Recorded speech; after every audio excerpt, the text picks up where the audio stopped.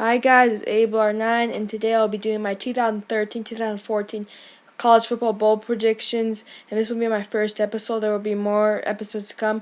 And our first matchup is the Washington State Cougars versus the Colorado State Rams in the Gildan, New Mexico Bowl.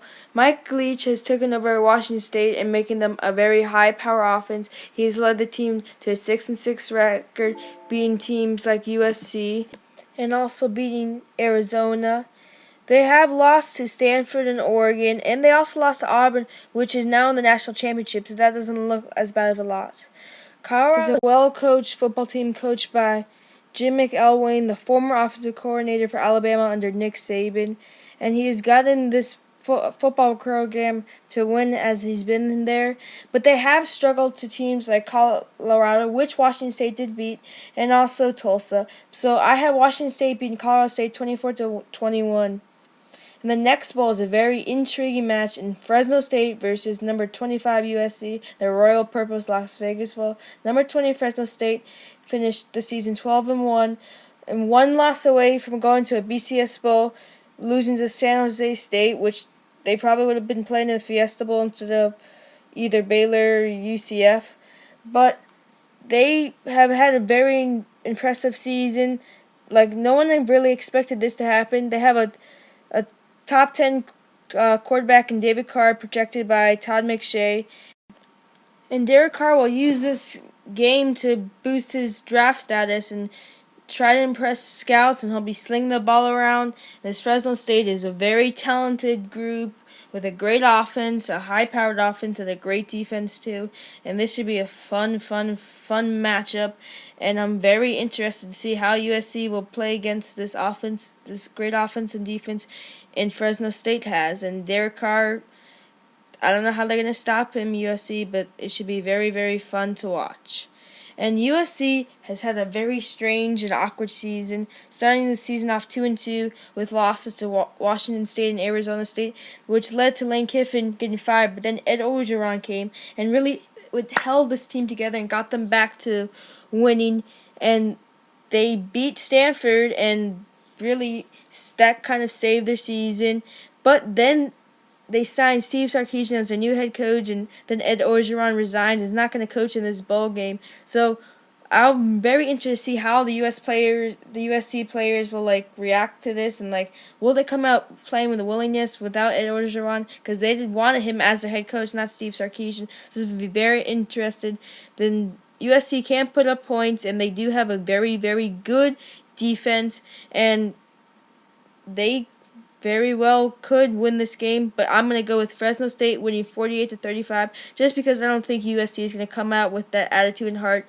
And yep, and the next bowl matchup we have is Buffalo versus San Diego State in the famous Idaho Potato Bowl, located on Boise State's field. And Buffalo has a very talented defense and one of the top draft products in Khalil Mack out of Buffalo, and they just find weird plays like you're seeing on your screen. They misbobbled the field goal attempt, and somehow they get a first down off it.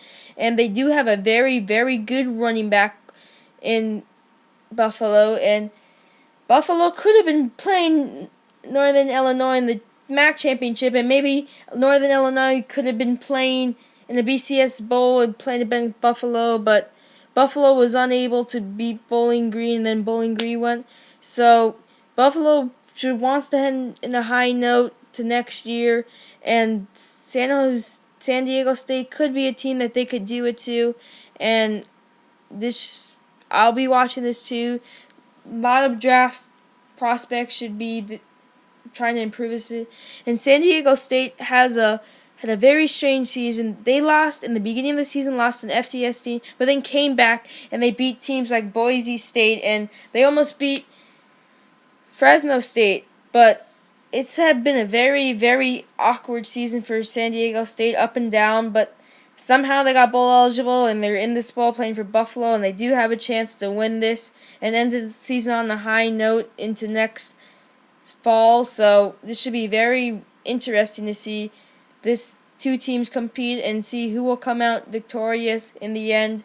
And yep, I can't wait for this. And I have Buffalo winning 28 over 17 over San Diego State, and I just feel like Buffalo has a better all-around team than San Diego State, and that's why I picked Buffalo to win in the end game. So, yeah.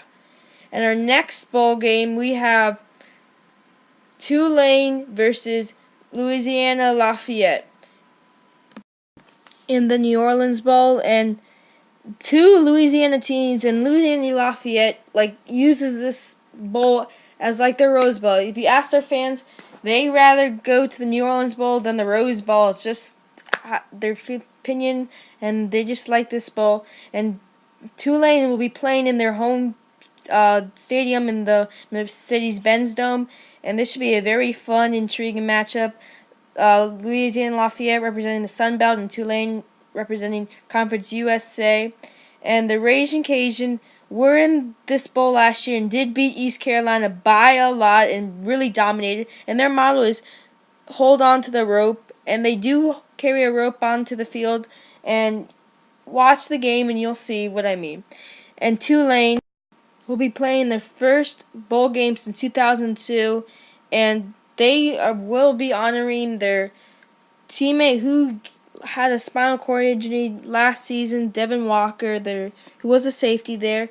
And Tulane has had a very good season, in my opinion, and I feel like they will match up well against Louisiana Lafayette in this will be a very fun matchup. I think this will come down to maybe the last plays or whoever has the possession last, and Louisiana Lafayette will have trouble against Tulane, and who knows what will happen, and maybe you'll see some trick plays, and who knows what will happen.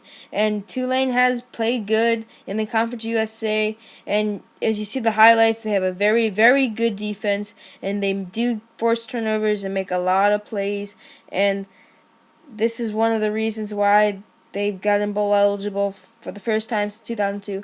But I do have the Ragin' Cajun coming up on front, 27-21 over Tulane. And yep, guys, this will end my first episode. I will be doing more episodes later, and I will be doing it with other guests like Go Party Rock Anthem and other people too. So just stay on, continue following me. And I also like to keep track of my record of all these bowl games, and my goal is to finish 20-15. There's 35 bowl games, so finish 20-15 in my bowl picks. And this has been ABLR9, and bye.